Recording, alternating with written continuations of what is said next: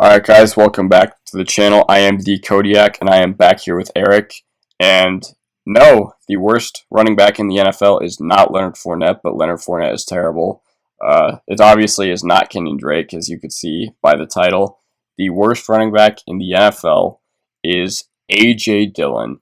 Now, I cannot believe that Green Bay chose this dude in the second round, especially after watching the campaign that Aaron Jones had last year. And, Jamal Williams also got some touches, but he's still terrible. But, with Aaron Jones out, people said that A.J. Dillon could get some of the work. But Jamal Williams is still getting pretty much all the valuable touches in Green Bay. So it's just not spelling good for A.J. Dillon. And they took this dude in the second round. I mean, they took a quarterback in round one, and Aaron Rodgers is absolutely lighting shit on fire this year. And they took a fullback in the third round as well. So I have absolutely zero idea what Green Bay was doing this past draft, but you're able to screw up the first three rounds that bad and still be a really, really damn good team. Credit to Green Bay, but yeah. So take us through this AJ Dillon pick, Eric. Yeah, well, you got to start with his college career at BC. I mean, looking at the pure rushing numbers, AJ Dillon looks like the best thing since sliced bread. I mean, he had 845 rushing attempts for over 4,000 career rushing yards. I think he set a record for the most rushing yards through the first 3 years of a college football career, like in the history of college football, which is absolutely insane to think about. However, Let me stop you right there. Jonathan Taylor was the one who did that, and he was the only. Jonathan Taylor was the one who did that. You're right. And you're right. he was the only running back that had more carries in college coming into the draft than AJ Dillon was Jonathan Taylor. Continue. You're right. Yeah, because AJ Dillon was like second in NCAA. Mm-hmm. My fault. But regardless, still a monster stat line on the ground at BC. 38 touchdowns as well to go along with that. However, in an era defined by an increase in passing volume across all levels of football, AJ Dillon caught 21 passes on 31 targets in college. That is such an it's such a low number. I mean, he had 7 more rushing touchdowns than targets in college. What is BC even doing? Now, he did manage to get 236 yards on those 21 catches, and you're thinking, all right, 11 yards per catch, that's got to be pretty good. However, the only reason I can think of that AJ Dillon was averaging 11 yards per catch is because throwing to AJ Dillon is more of a trick play than the Philly special. Like, you just don't throw. Offenses just don't throw to AJ Dillon. This is a fact. No, that's a BC knows fact. that he's bad. BC does know that he's bad, and he's so bad because his freshman year at BC, he had 300 carries. Last year, Leonard Fournette was terrible on Jacksonville, and he got like 100 targets.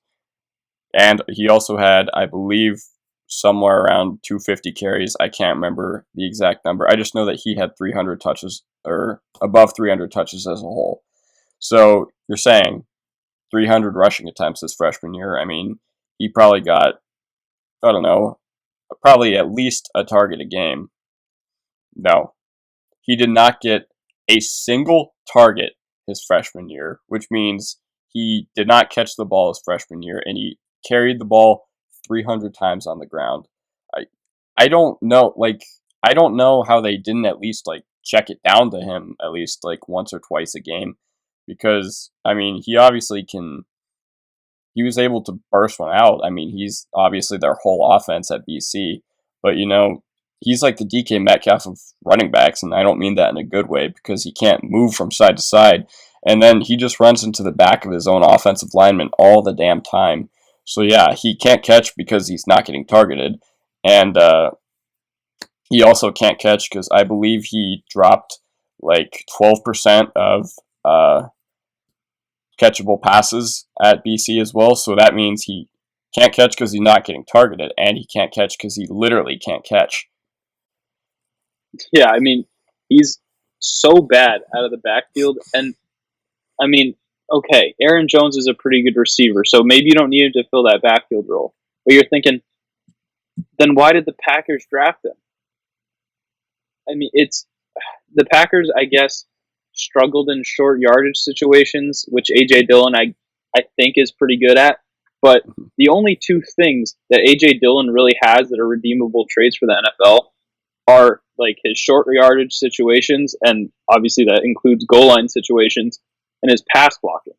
The only problem with that is that Aaron Jones has been probably the best goal line back in the league since he's become the starter there. And Jamal Williams, as of 2017 PFF grades, was like the fourth best pass blocking running back. I can't expect that he got any worse at that. So, like, if you have one of the best goal line backs in the league and one of the best pass blocking backs in the league, then why the hell are you drafting A.J. Dillon in the second round? Yeah, it just doesn't make any sense. I mean, and he was drafted over, so Jeremy Chin. Now, you think that and say, well, Jeremy Chin's a safety. What does he have to do with this? Jeremy Chin was a safety, and last night against the Falcons, he had a 28-yard rush on that fake punt. So he has a rush that's already longer than A.J. Dillon's career long, and that's on, like, I believe, 20 or so less carries. He was also drafted over Antonio Gibson, who is already taking over the backfield in Washington. Brian Edwards, who, yeah, he hasn't seen the field, but that's because he's been hurt. And I feel like Green Bay should have much spent their first or second round pick on a wide receiver instead of a 250-pound running back.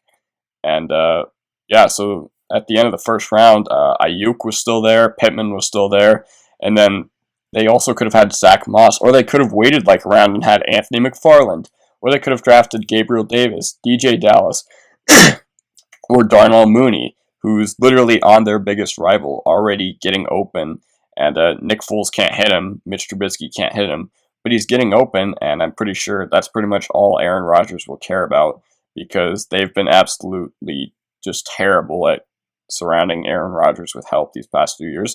And then Donovan Peoples-Jones, who just caught the game-winning touchdown pass against the Bengals. And I know these are all small sample sizes, but, you know, at least they've shown something. I mean, Tyler Ervin is outsnapping A.J. Dillon like 88-45 on the year. And if the Packers really, really wanted to see if A.J. Dillon could, like, handle a lead back role, because Aaron Jones just got hurt, let's not forget, wouldn't the Packers want to at least give him more snaps than a 27-year-old undrafted running back with 31 career touches? Yeah, I mean, it's honestly laughable, not only that they took A.J. Dillon, but how little they're using a guy with second-round draft capital. I mean, other running backs that got drafted, albeit before him, in the second round, Jonathan Taylor is a lead back in the NFL right now. Same round as A.J. Dillon. Meanwhile, A.J. Dillon is fourth on his team in snaps and is getting outsnapped, as you said, by Tyler fucking Ervin. I had never heard of Tyler Ervin until some kid in our Dynasty League who's a Packers fan picked him up for his roster, and I was like, who the hell is Tyler Ervin? And I'm pretty sure that same guy has A.J. Dillon. He does have A.J. Dillon roster as well.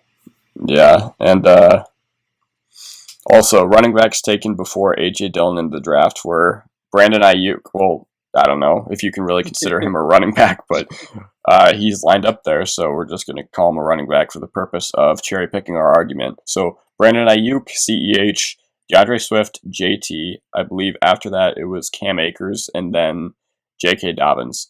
So I think all those guys, besides Cam Akers and J.K. Dobbins, have already gotten the work, and J.K. Dobbins is about to get the work with Ingram out. So I know for a fact that they could have, like, if they were hell-bent on getting a running back, they could have thrown their second and third, which they used on a fullback, and moved up a little bit in that round and got something else. Yeah. There really is nothing more to say other than just reiterating how bad the Packers draft was. I mean, I guess the Packers draft strategy worked if it was to piss off Aaron Rodgers, because now Aaron Rodgers is suddenly looking like he's 27 again. But, I mean, if you're trying to acquire talent, what the Packers did is absolutely laughable. I mean, maybe Jordan Love's your guy at quarterback, and Mhm. this is a video about how Aaron Jones is terrible, not about Jordan Love. But unless Jordan Love's your guy, and I guess we won't know how good he is until a few years down the road. Like, there are going to be other quarterbacks available in other drafts Mhm. once Aaron Rodgers looks like he's past his peak, but he's still playing out of his mind right now. And you decide to take AJ fucking Dillon over a guy who could actually like maybe get open and help Aaron Rodgers against Mhm. a Tampa Bay Buccaneers defense Mhm.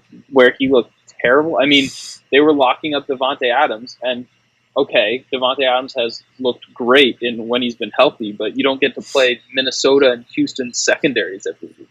Mhm.